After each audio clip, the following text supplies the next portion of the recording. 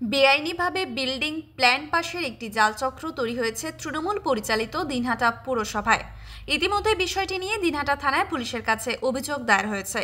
শুক্রবার পুলিশ পৌরসভার 3 কর্মীকে থানায় রীতিমতো ডেকে নিয়ে জিজ্ঞাসাবাদ করার পাশাপাশি পুরসভায় এসে তদন্ত করে বেশ কিছু কাগজপত্র বাজেয়াপ্ত করে নিয়ে গেছে।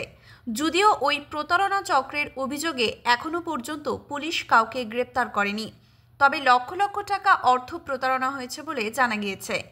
ইতিমধ্যেই 4 জন ব্যক্তি পৌরসভায় এসে তাদের কাছ থেকে প্ল্যান পাসের নামে ভুয়ো কাগজ দিয়ে অর্থ নেওয়া হয়েছে বলে অভিযোগ করেছেন। পৌরসভার এই জালচক্র নিয়ে ইতিমধ্যেই সোচ্চার হয়েছে বিরোধীরা। তারা চেয়ারম্যান ও ভাইস চেয়ারম্যানের পদত্যাগ এবং দোষীদের চিহ্নিত করে শাস্তির দাবি তুলেছেন। ঘটনার বিবরণে জানা গিয়েছে, দিনহাটা পৌরসভার 2 নম্বর ওয়ার্ডের বাসিন্দা সুজয় সাহা নামে এক ব্যক্তি 2021 সালে একটি বিল্ডিংয়ের প্ল্যান পাস করার জন্য পৌরসভায় যান। সেখানে তার কাছ থেকে পৌরসভার তরফ থেকে 65,230 টাকার বিনিময়ে একটি রসিদ ধরিয়ে দেওয়া হয়। তিনি সে সময় বিষয়টি বোঝেননি। গত 22শে ডিসেম্বর পৌরসভায় এসে তিনি বুঝতে পারেন রসিদটি জাল। এরপর বিষয়টি পৌরসভায় লিখিতভাবে জানানো হয়। এদিকে লিখিত অভিযোগ পেয়ে পৌরসভার এক্সিকিউটিভ অফিসার অলোক কুমার সেন বিষয়টি নিয়ে দিনহাটা থানায় অভিযোগ দায়ের করেন। এরপর শুক্রবার আরও 2 জন বাসিন্দার বিল্ডিং পাশের কাগজে একই ধরনের অনিয়ম ধরা পড়ে। শুক্রবার পুলিশের তরফ থেকে প্রথমে পৌরসভার 3 জন কর্মচারীকে দিনহাটা থানায় ডেকে পাঠানো হয়। তাদের জিজ্ঞাসাবাদের পর পুলিশের একটি দল পৌরসভায় যায় এবং পৌরসভার এক্সিকিউটিভ অফিসার অলোক কুমার সেন সহ অন্যান্য কর্মীদের সঙ্গে আলোচনা এবং বিষয়টি নিয়ে তদন্ত শুরু করেন। তদন্ত শেষে পৌরসভা থেকে বেশ কিছু গুরুত্বপূর্ণ নথি পুলিশ বাজেয়াপ্ত করে। এ বিষয়ে পৌরসভার এক্সিকিউটিভ অফিসার অলোক কুমার সেন বলেন, পুলিশ পৌরসভায় এসেছিল এবং বেশ কিছু গুরুত্বপূর্ণ নথিপত্র নিয়ে গিয়েছে। এছাড়াও জাল রসিদ ধরিয়ে দিয়ে আরও কয়েকজনের কাছে টাকা তোলার অভিযোগ উঠেছে। বিষয়টি নিয়ে ইতিমধ্যেই দিনহাটা পৌরসভায় 4 জন অভিযোগ দায়ের করেছেন। পুলিশ বিষয়টি নিয়ে তদন্ত শুরু করেছে। শুক্রবার বিকেল 4:30 নাগাদ দিনহাটা পৌরসভার চেয়ারম্যান গৌরীশঙ্কর মাহেশ্বরী বলেন, আমার সই জাল করে পৌরসভার কিছু কর্মী জাল রসিদ দিয়ে টাকা তুলেছে। তৃণমূল পরিচালিত দিনহাটা পৌরসভায় বেআইনিভাবে বিল্ডিং প্ল্যান পাশের জালচক্র বিষয়ে বলতে গিয়ে সিপিআইএম জেলা কমিটির সদস্য শুভ্রালোক দাস ফোন মারফত বলেন, দিনহাটা পৌরসভায় অবৈধ কাজ দীর্ঘদিন ধরেই চলে আসছে। এবার বিল্ডিং পাশের নামে জালচক্র তৈরির বিষয়টি বেরিয়ে এসেছে। কাজে দুর্নীতির অভিযোগে অবিলম্বে পৌরসভার চেয়ারম্যান এবং ভাইস চেয়ারম্যানের পদত্যাগ করা উচিত।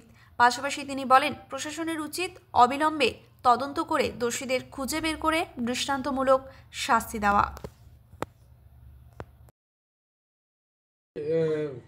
কি কারণে পুলিশ আসলো? গত 23 তারিখ দিনহাটা শহরের যে কোনো একজন বাসিন্দা উনি পৌরসভায় একটি কমপ্লেন জমা দিলেন। ওনার প্ল্যান নিয়ে আসলেন যে আমার ওয়ার্ডে 2 নম্বর ওয়ার্ডের কাউন্সিলর চঞ্চল স্যার নজরে এসেছিল এবং 2 নম্বর ওয়ার্ডের উনি বাসিন্দা ছিলেন সুজয় সাহা।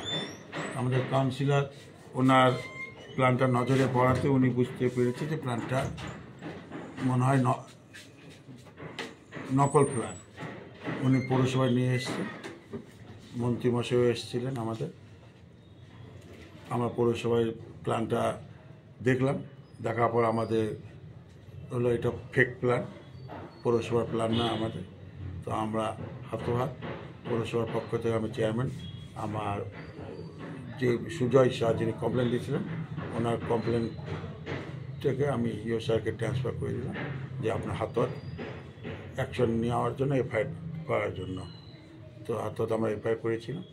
তারপরে আজকে 2টো প্ল্যান জমা পড়েছে, সেটা তো আমরা দেখলাম নকল প্ল্যান এবং আমার সই জাল করা, চেয়ারম্যানের সই জাল করা, বাইরের থেকে প্ল্যান বানানো, সিল, এইসব সবই যেটা প্রাথমিকভাবে আমরা বুঝলাম যে এটা জাল করা। আমরা আজকেও হাতোহাত দিনহাটা থানায় এফআইআর করেছি অ্যাকশন নেওয়ার জন্য এবং প্রশাসনিকভাবে পুলিশ তদন্ত করছে।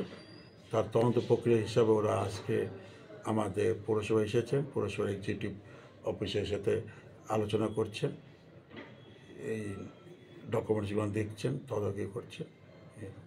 এখন পর্যন্ত কি কাউকে অ্যারেস্ট করেছে? না, কাউকে অ্যারেস্ট করেনি। পৌরসভার কয়েকজন কর্মচারীকে পুলিশ ডেকে পাঠিয়েছে, তাদের সাথে দীর্ঘক্ষণ জিজ্ঞাসাবাদ করেছে এবং একজন আছে ওখানে, আরও 3 জনকে ডেকেছিলেন, ওরা 3 জন চলে আসছে।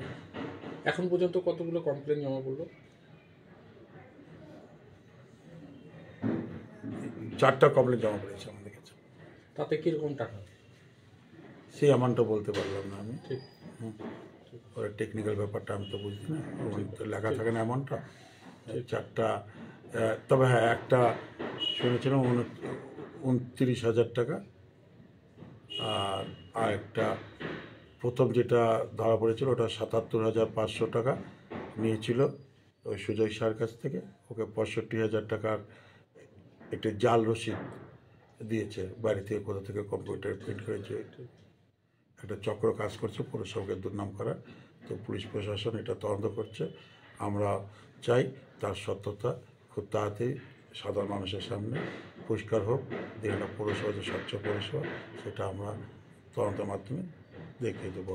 এবং যারা দুষ্কৃতী, যারা দোষী, তারা কেউ যাতে পার না পায়, আমরা প্রশাসনকে সেই ব্যাপারে খুব কড়াভাবে তদন্ত করার জন্য অনুরোধ করেছি।